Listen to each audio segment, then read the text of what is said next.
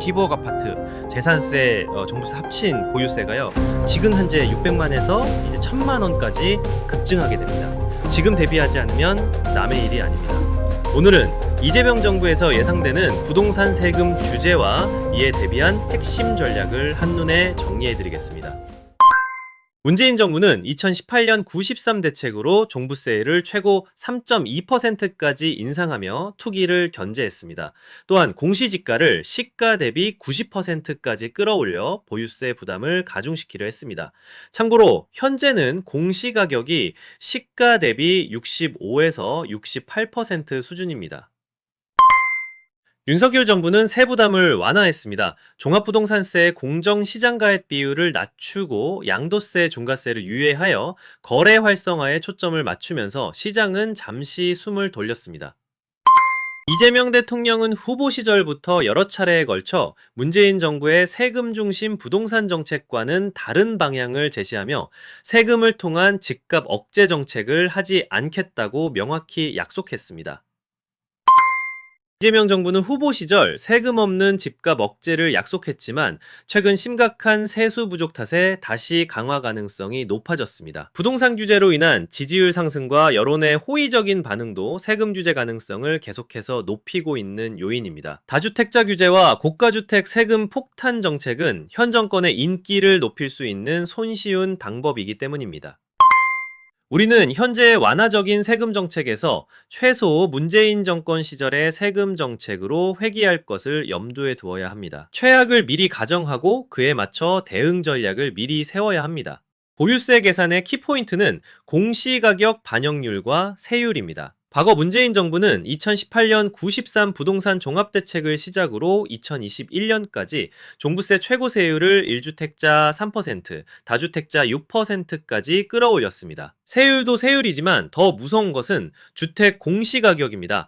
90%까지 공시가격 현실화를 추진하면서 말 그대로 보유세 폭탄이 떨어졌습니다. 재산세와 종부세 모두 과세표준 계산의 주택 공시가격이 기준이 됩니다.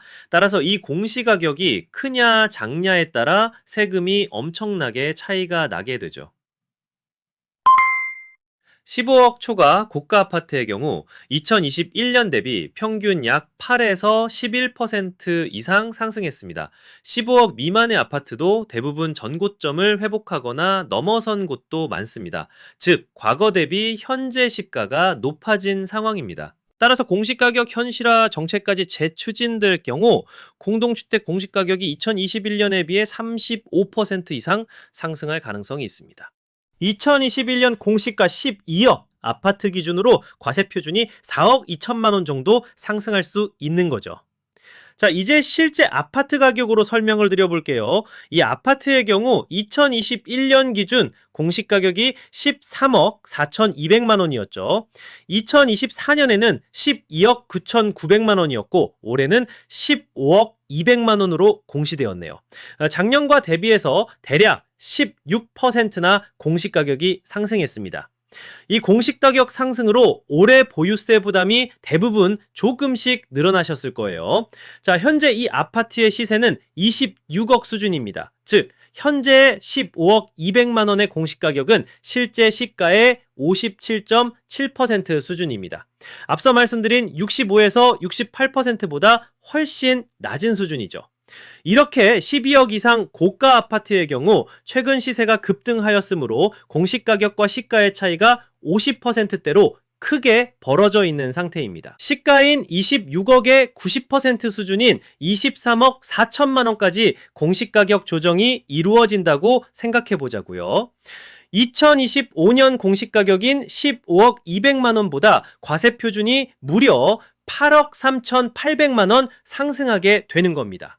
자, 과거 이재명 대통령 후보 시절 발언을 살펴볼게요.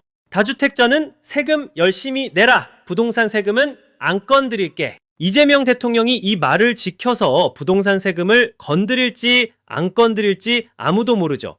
하지만 이 말을 그대로 지켜 보유세 세율은 그대로 두더라도 최소한 공시가격 현실화를 재추진할 가능성이 크다고 생각합니다.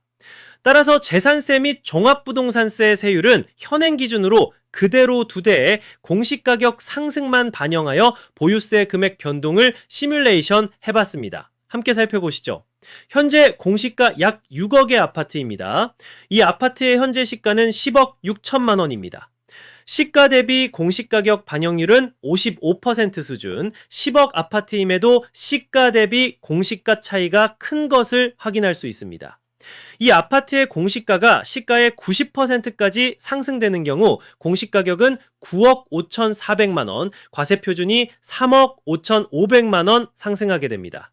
이 아파트의 올해 재산세는 재산세 78만 원, 도시지역분 49만 5천 원, 지방교육세 15만 7천 원, 총 납부세액은 144만 원입니다. 반면 내년 이후 공시가격이 시가 대비 90%까지 상승하는 경우는 어떻게 될까요? 공시가격 9억 5,400만 원 적용 시 과세 표준은 5억 7,200만 원으로 재산세 166만 원, 도시지역분 80만 원, 지방교육세 33만 원, 종부세 10만 원, 총 290만 원 수준으로 세부담이 증가합니다. 144만 원에서 290만 원으로 146만 원 세부담이 증가한 거죠. 2배가 되었습니다. 물론 다시 한번 말씀드리지만 세율은 건드리지 않았습니다. 공시가격 상승만 예상해서 시뮬레이션한 결과입니다. 고가주택으로 갈수록 보유세 부담은 더 크게 증가합니다. 올해 공시가격 15억 200만 원인 이 아파트 현재 시세는 26억 정도 합니다. 올해 보유세를 한번 계산해 볼까요? 공시가 15억 200만 원, 과세 표준은 9억입니다.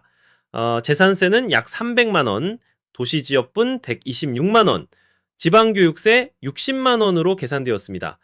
종부세는 어떨까요? 종부세는 106만 원, 여기에 농어촌 특별세 20만 원, 재산세, 지방교육세, 도시지역분, 종부세, 농어촌 특별세 다 해서 총 610만 원의 보유세를 올해 납부하여야 합니다. 반면 공시가격 현실화를 반영하면 보유세 부담이 얼마나 증가할까요?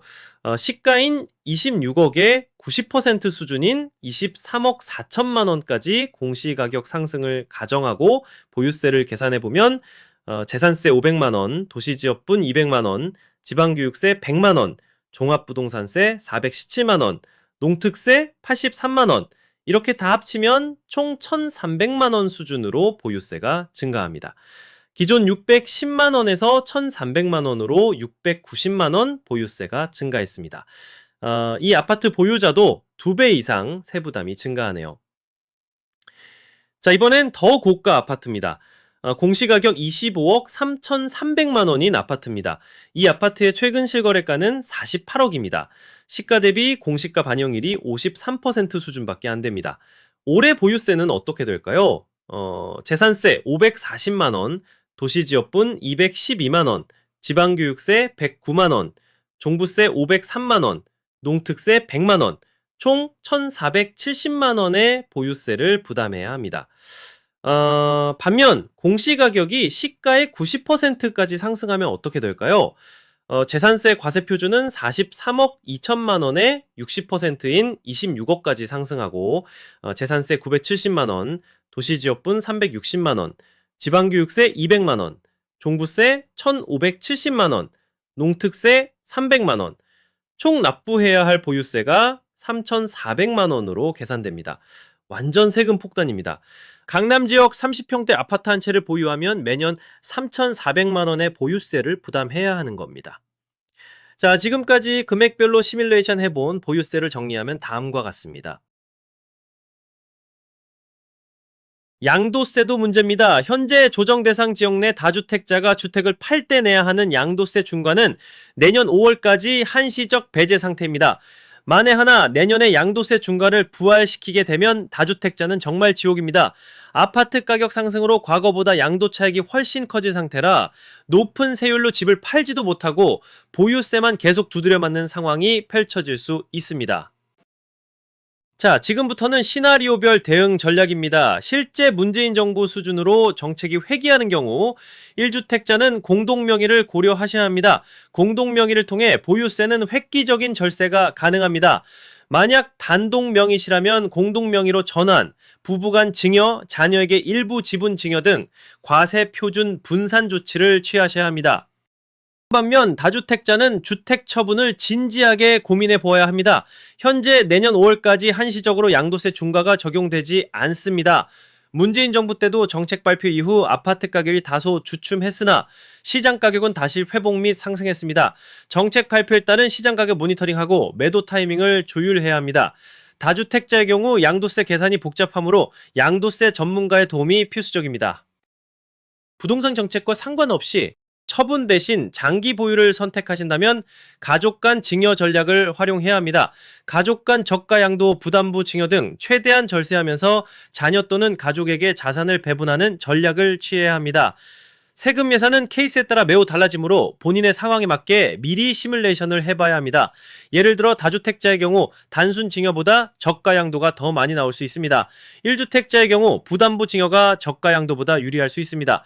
이렇게 미리 계산해보고 실제 대책이 나왔을 때 빠르게 행동으로 옮기는 것이 중요합니다. 양도세 중과배제 연장 여부가 5월에 결정될 예정이고 6월 1일은 재산세 및 종합부동산세 과세 기준일입니다. 따라서 내년 5월, 6월이 최대 고비입니다. 정확한 절세 시뮬레이션과 실행은 반드시 전문 세무사와 함께 하세요. 이 영상이 도움이 되셨다면 좋아요와 구독 부탁드립니다. 무료 상담은 오른쪽 상단에 전화번호로 연락 주시면 친절하고 정확히 도움드리도록 하겠습니다. 오늘도 여러분의 성공적인 투자를 기원합니다.